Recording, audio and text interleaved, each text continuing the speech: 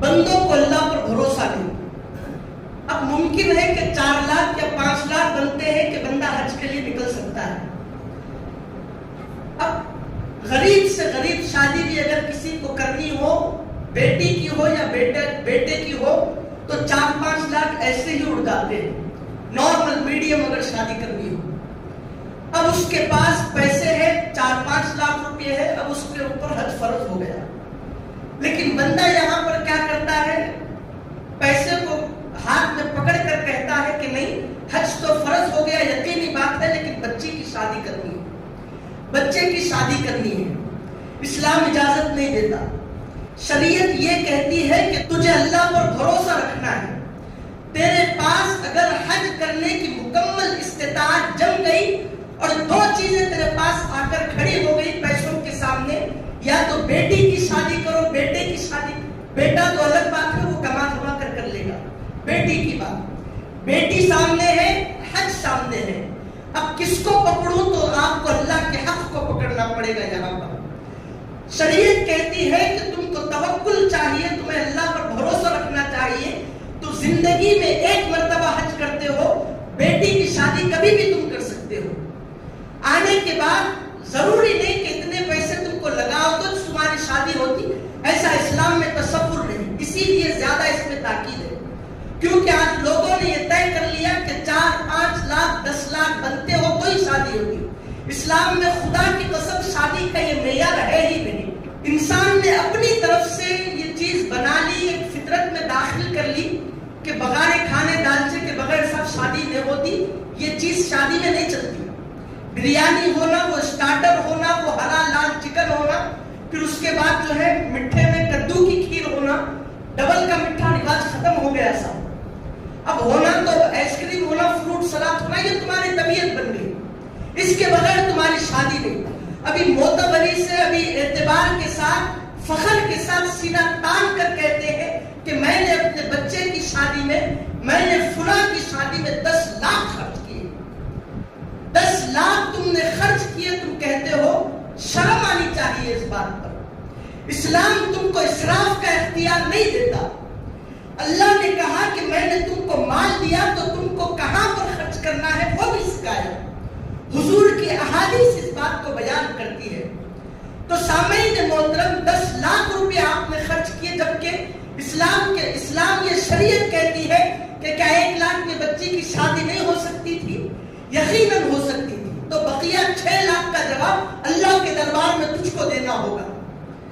آج تم نے اب 10 لاکھ اور 5 لاکھ 4 لاکھ کی جو شادی بنائی رکھی ہے، تمہاری وجہ سے جو غریب بچیاں گھر کی ہے، یہ چیزوں کو دیکھ کر اپنے اوپر وہ عذاب کو حاصل کر لیتی ہے. زندہ رہتے ہوئے خودکشی کر مر جاتی ہے کہ میری ماں کے پاس جہیز کا، میرے باپ کے پاس انتظام نہیں ہے. یہ آج مسلمانوں کی کیفیت. آج مسلمان قوم کی بچیاں سوسائڈ کر پھانسی لگا کر، ہر جگہ یہ نیوز آپ کو پہنچتی ہے. کوئی جہیز میں گاڑی نہیں دیا، کوئی یہ نہیں کرا، وہ نہیں کرا، یہ کہہ کر کوئی ڈوب گئی، کوئی جلا کر مر گئی، کوئی گولکنڈے کا وہ واقعہ آ گیا، کوئی یہ واقعہ آ گیا. جہیز کے لیے اتنی رقم نہیں تھی، اتنا مال وہ مانگ رہے تھے، وہ شادی خانے کے پیسے نہیں تھے. گھر میں جو ہے ماں باپ کی حالت دیکھی نہیں جا رہی تھی. میں نے دروازہ بند کیا، گیس کا تیل اپنے جسم پر ڈال لیا اور چنگاری لگا لی، میں ختم ہو گئی. یہ یہاں تک باتیں بنی کیسے؟ اگر تو وہ 5 لاکھ کی جگہ 1 لاکھ روپے کی اپنی بیٹی کی شادی کرتا اور 4 لاکھ میں باہر کہیں نکل کر اپنے خاندان میں جا کر 4 غریب بچیوں کے گھر 1-1 لاکھ روپے دے کر ان کے سر پر ہاتھ رکھتا، تو حضور کی حدیث گارنٹی دیتی ہے کہ دنیا میں کوئی بندہ کسی بیٹی کے سر پر ہاتھ رکھتا ہو، یعنی اس کا انتظام کرتا ہو شادی کا، تو دنیا میں اس کو جنت کی ضمانت ملتی ہے.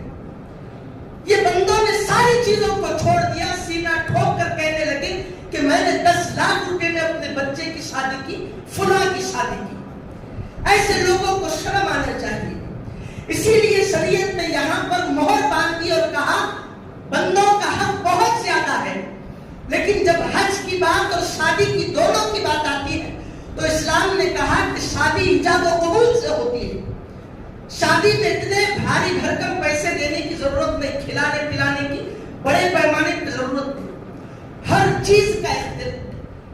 ہر چیز کا اسراف. 10 سے 12 آئٹم اگر آپ ایک ٹیبل پر رکھیں گے تو کیا کیا وہ کھائے گا. اگر اسی طریقے سے صرف ایک بریانی اچھے انداز میں ایک میٹھا رکھ دو تو پیٹ بھر کر بریانی کھا کر تھوڑا میٹھا چکر وہ خوش ہو کر نکل جائے گا.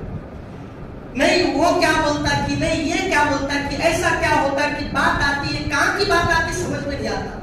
تمہارے پردادا تمہارا جھکڑ دادا کتاب میں لکھ کے گئے کہ کیا ہے, ایک ذہن میں گاؤں والے شہر والے ذہن میں بنا لیے کہ نہیں اگر یہ نہیں رکھے تو بات آتی. وہ کوسی بات آتی, کوئی حدیث میں نہیں ملی, کسی کتاب میں نہیں ملی. اگر تمہارے کوئی پردادا کتاب لکھ کے گئے بات آنے کی, وہ کہیں کی بات ہے, تفصیل بتاؤ ہم کو. کہیں کی بات آتی, جہاں بھی کوئی بات بولے تو یہی بات. کوئی ولیمے میں جاؤ, شادی میں جاؤ, کوئی قریبی ہو نصیحت کرنے گئے تو وہ بڑے بوڑھے لوگ نہیں وہ سب بات آتی. ارے عجیب بات آتی ہے, کہیں کی بات آتی. سامعین محترم, شادی تو کیسے بھی ہو جاتی. نہیں وہ بچے والے ایسے بچوں سے شادی ہی نہیں کرنی چاہیے, اپنی بیٹیوں کو دینا ہی نہیں چاہیے, کیونکہ اس کا توکل اللہ پر نہیں, اس کا بھروسہ اللہ پر نہیں. ایسا کیسا ہوتا, چھوٹا شادی خانہ لیے تو ہمارے لوگ اتنے آتے, ایسا ہوتا ویسا ہوتا, تو ہمارے لائن کا ہوتا ہی نہیں, تیری ضرورت ہی نہیں. تو دنیا میں ایک نہیں ہے, ایسے بہت سارے ہیں, استخارہ کر کے ہم اپنی بچی کی شادی کرتے ہیں. یہ پکاؤ وہ پکاؤ, ایسا کرو ویسا کرو, کیا ضرورت ہے. گھر کے سامنے ڈیرا لگا کے بھی آپ شادی کر سکتے ہیں, ضرورت بھی نہیں ڈیرا لگانے کی. آپ نے اپنی طبیعت کو بگاڑ لیا. آپ نے ضروری قرار دے لیا کہ شادی کرنا ہو تو 5 لاکھ روپے کی ضرورت ہے. ایسا بچوں کو سکھا کے 25 سے 30 سال کر دیے. یقین مانیے ایک نوجوان میرے پاس آتا ہے اور کہتا ہے کہ مولانا میری یہ عمر ہے اور میرے ساتھ ایسا معاملہ ہو گیا. تعجب, بالکل کم عمر, ایک مدرسے ایک اسکول کا بچہ, ابھی اس نے جوانی میں قدم رکھا. حضور نے کیا کہا, اپنی بات کو وہ ڈیٹیل نہیں بتا سکتا. وہ ایسے بہت سارے سینکڑوں واقعے آتے ہیں, لوگ مشورے لیتے ہیں, وظائف لیتے ہیں, توبہ کا طریقہ سیکھتے ہیں, جاتے ہیں, کرتے ہیں. بہت سارے لوگ آتے ہیں, کالجوں کے بچے. آپ کے گھر میں آپ کا بچہ اچھا ہو یہ ضروری نہیں, باہر بھی آپ کا بچہ اچھا ہونا سا. نہ نام بتاؤں گا نہ اس کا کام بتاؤں گا, آپ خود سمجھ جائیں. ایسا معاملہ میرے ساتھ ہو گیا. گھر والے بڑے میں خود شریف سمجھا. اب توبہ کا طریقہ کیا ہے, چلو تمہاری سیڑھی یاد تک تو آئی توبہ کی, یہ بہت بڑی بات ہے. میں نے کہا کہ فوری شادی کر لو. نہیں, شادی نہیں کر سکتا. کیوں؟ تعلیم مکمل کرنی ہے, کچھ کمانا بھی ہے, دھمانا بھی ہے. تم نے اپنے بچوں کو صرف اسٹڈی تک رکھ دیا, یہاں اتنا پڑھانا ہے, اس کے بعد پورے 25 سال میں بچے کی اسٹڈی مکمل ہوگی, اس کے بعد یہ جاب کرے گا, پھر اپنے پیروں پر کھڑا ہوگا, 5 لاکھ روپیہ کمائے گا, اس کے بعد جمع کرے گا, اس کے بعد اس کی شادی ہوگی. یہ کہاں سے لے کے سوال. آپ نے خود اپنے بچے کو بگاڑا اور خود بگڑ گئے. اگر کسی بچے سے کوئی گناہ سرزد ہوتا ہے تو پہلے اس کے ماں باپ کو پوچھ ہوتی ہے. دیکھو معلوم ہی نہیں تیرا بچہ کیا کام کرا, گھر میں بچہ شریف ہے. جو روٹ ہمارا آنے جانے کا ہے, وہاں پر ایک کالونی لگتی ہے. اس کالونی سے جب گاڑی بھگا کر آتے ہیں تو کیا دیکھنا پڑتا ہے پتا ہے؟ مسلمانوں کے بچے اپنے گھروں کو چھوڑ کر 9ویں کلاس کے 7ویں کلاس کے, بالکل جن کے چہروں پر داڑھی بھی نہیں پھوٹی, ایسے بچے گاڑیوں پر ٹھہر کر سگریٹ پھونکتے ہیں. یہ ہماری آنکھوں نے دیکھا, آپ نے دیکھا. اب وہ گھر میں جاتا ہے, جا کر سکون سے رہتا ہے, وظائف کرتا ہے, نماز پڑھتا ہے, لیکن باہر اس کی کیا کارکردگی ہے آپ کو کچھ بھی نہیں معلوم. سا اگر وہی جوانی کی منزل پہ اگر وہ سیڑھی پہ چڑھتا, اس کے بعد قریب وقت میں اگر اس کی شادی کر دے تو کیا کمال کی بات ہوتی تھی, کتنا اچھا ہوتا تھا. باپ ماں بھی گناہوں سے بچ جاتے تھے, بچہ بھی گناہوں سے بچ جاتا تھا. ایک واقعہ نہیں, ہزاروں واقعے, 100 واقعے. ہمارے پاس ہی جتنے واقعے آتے ہو تو پھر دوسرے علماء کے پاس کتنے نہیں آتے ہوں گے. سامعین محترم, سمجھنے کی ضرورت ہے. جتنے لوگ ہیں ماں باپ, جتنا بچوں کو ماں باپ بگاڑے, کوئی چیز قوم بگاڑی گئی. دوستانہ خراب ہو گیا, مصاب یہ بھانگتے باتا ہے. دوستانہ خراب ہوا تو ماں باپ پیچھے. ہر چیز کے ذمہ دار اگر کوئی ہے تو وہ ماں باپ پیچھے, اس کے علاوہ کوئی نہیں.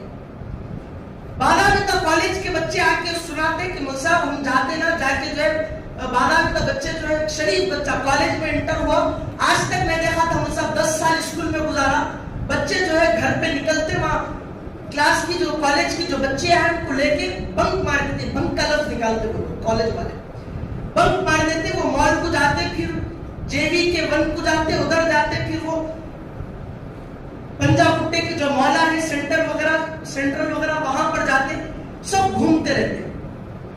तुम्हारे को मालूम है बच्ची तुम्हारे जो है बेटा बेटी जो भी हो घर से खाना बन के कॉलेज को जा रही हो, अम्मा अल्लाह हाफिज बोल के निकलती, तुमको इतना मालूम है, लेकिन वहां से जाने के बाद कॉलेज को पहुंचती भी है कि नहीं पहुंचती तुमको क्या मालूम साहब, कुछ भी नहीं मालूम तुमको। एक आदमी अपनी बेटी को फोन दिलाता है और दिलाकर कहता है कि अब तुम अपनी स्टडी पूरी करो। अब वो फोन के जरिए से किसी गैर आदमी से जो है अपने संबंध को जोड़ ली, जो गैर मजहब का हिंदू है। वक्त गुजरता गया, अब वो जो है कोर्ट में बैठी हुई है, फोन की कि बाबा मैं शादी कर रही हूं, सब डिटेल सामने है, यकीनी बात है, आंखों देखी बात है। अब बाप जो है कोर्ट को गया, पैरा पकड़ रहा बच्ची के, एक बाप जो पैदा करा बच्ची को पैरा पकड़ के अम्मा मेरे को माफ कर दे, अम्मा घर चल, तेरे को मैं हर चीज से तेरे को नवाजता हूं, तेरे को ये देता हूं वो देता हूं, इससे शादी न को, अगर खानदान बदनाम होता है, ऐसा वैसा ऐसा वैसा, मानने को सब मुंह फिरा दे। इतनी बद किरदार बन गई वो बेटी, इतनी बदचलन, देख रही ने बाप को, उस पैरा पकड़ने को देख रही ने, हटा लेनी पैर। ये कौम, ये मुसलमानों की कौम गुमराह होने की वजह माँ बाप है।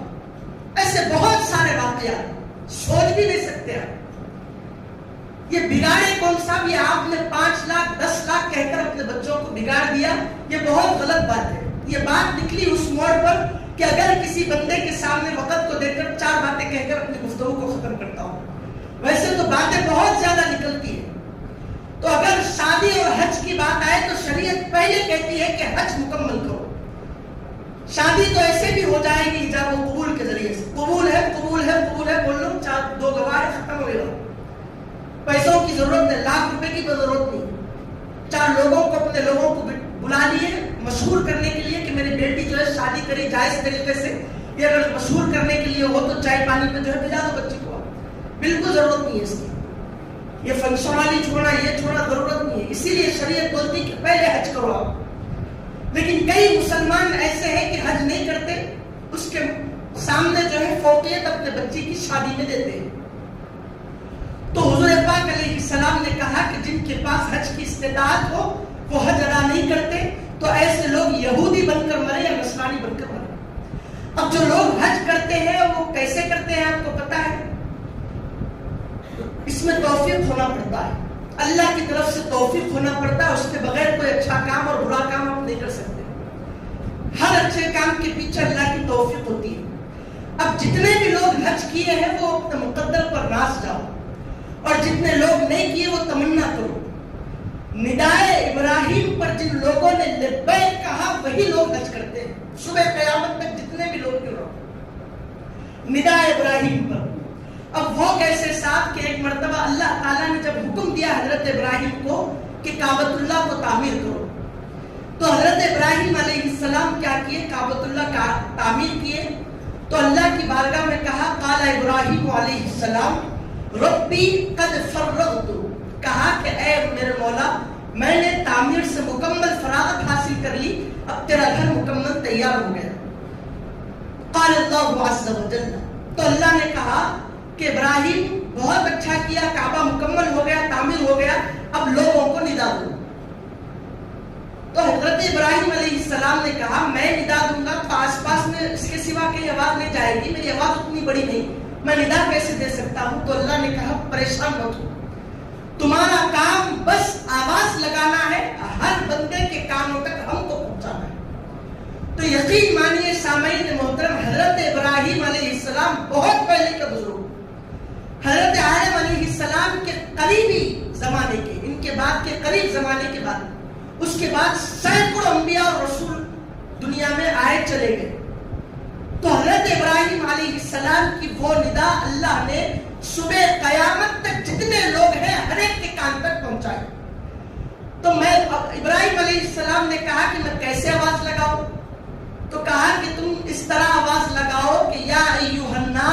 کتب علیکم الحج، کہو کہ اے لوگوں اللہ نے تم پر حج کو فرض کیا ہے لہذا تم اس پر لبیک کہو۔ ابو قیس نامی پہاڑ پہ آپ چڑھے، چڑھ کر جو ہے اپنے کانوں میں انگلیاں رکھ کر آپ نے ندا دی کہ یا ایھا الناس کتب علیکم الحج فاجابوا، اے لوگوں بالتلبیہ، اے لوگوں اللہ نے تم پر حج کو فرض کیا ہے تو تم اللہ کے کہنے کو قبول کرو، اللہ کی دعوت کو قبول کرو تلبیہ کے ذریعے سے۔ اب سامعین محترم، جتنے اس زمانے میں لوگ تھے ان تمام لوگوں کی پشتوں میں جتنی اولاد تھی، اب ایک آدمی ہے اس کی پشت میں جتنی اولاد ہے، پشت میں اولاد ہوتی نا سب، آدمی کی پشت میں اولاد ہوتی، تو جتنی بھی اولاد ہے صبح قیامت اس کے پشت میں، پھر وہاں سے وہاں تک صبح قیامت تک جتنے بھی لوگ ہیں اس آدمی کی پشت میں، اور ماؤں کے شکم میں جتنی بھی اولادیں تھی، ساری کی ساری اولادوں نے ان کی دعوت کو قبول کیا، لبیک کہا۔